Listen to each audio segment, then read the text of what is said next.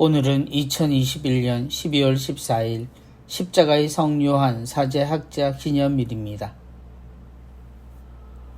성부와 성자와 성령의 이름으로 아멘.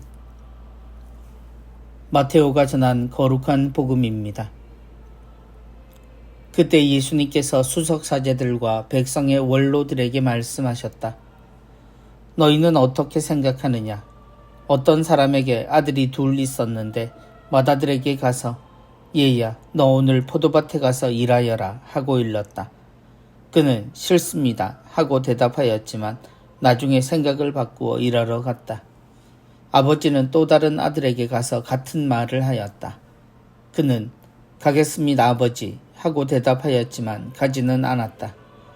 이 둘 가운데 누가 아버지의 뜻을 실천하였느냐? 그들이 맏아들입니다 하고 대답하자 예수님께서 그들에게 말씀하셨다. 내가 진실로 너희에게 말한다. 세리와 창녀들이 너희보다 먼저 하느님의 나라에 들어간다. 사실 요한이 너희에게 와서 의로운 길을 가르칠 때 너희는 그를 믿지 않았지만 세리와 창녀들은 그를 믿었다. 너희는 그것을 보고도 생각을 바꾸지 않고 끝내 그를 믿지 않았다. 주님의 말씀입니다. 그리스도님 찬미합니다. 가겠습니다, 아버지. 예수님은 당신을 인정하지 못하는 수석사제들과 백성의 원로들에게 물으십니다. 너희는 어떻게 생각하느냐? 예수님의 권위의 출처를 알아내지 못했던 꽉 막힌 이 지도자들에게 예수님은 아들 둘의 이야기를 들려주십니다. 당연히 그들은 그 둘 중 누가 자신들인지 생각하게 되었을 겁니다. 극단적으로 나뉘는 두 아들은 그 과정에서 엇갈린 내용으로 존재합니다. 일방적으로 좋다, 나쁘다를 말하기 어려운 두 아들의 이야기입니다. 싫습니다 하고 대답하였지만 나중에 생각을 바꾸어 일하러 갔다. 가겠습니다 아버지 하고 대답하였지만 가지는 않았다.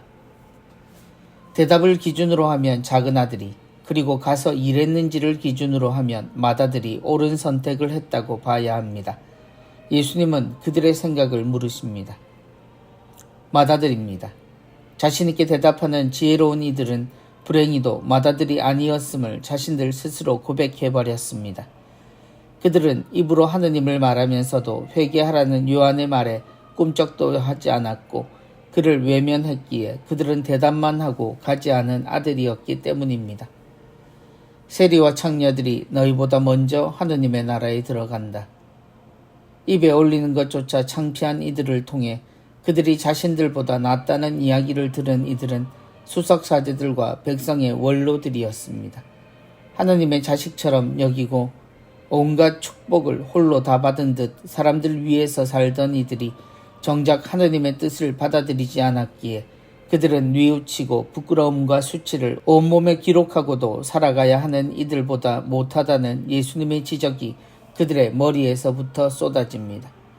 그들의 분노가 얼마나 컸을지 짐작이 됩니다. 결국 그들은 스스로 요한의 이야기를 옳다고 말한 셈이고 그들은 알면서도 가지 않았다고 말했기 때문입니다. 그런 이들의 위선을 드러낸 주님을 없애는 것은 그들이 요한을 외면한 행동보다 훨씬 더 적극적인 살인의 모의를 이루어냅니다. 하느님 앞에서 우리의 실제 모습이 드러났을 때 우리는 어떻게 행동하게 될까요? 다시 오시는 주님을 기다리는 우리는 미리 선택을 해야 합니다. 어떻게 하시겠습니까? 성부와 성자와 성령의 이름으로 아멘.